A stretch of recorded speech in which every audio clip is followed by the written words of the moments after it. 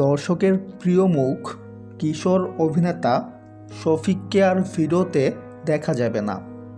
শফিকের সাবলীল অভিনয় খুব কম সময়ের মধ্যে দর্শক মনে জায়গা করে নিয়েছে। তবে কেন হঠাৎ এমন সিদ্ধান্ত, সবটাই জানাবো।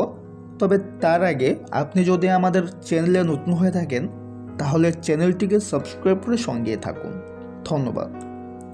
বিশ্বস্ত সূত্রে জানা গেছে, শফিক তার ব্যক্তিগত জীবনে নানান চ্যালেঞ্জের মুখোমুখি হচ্ছেন।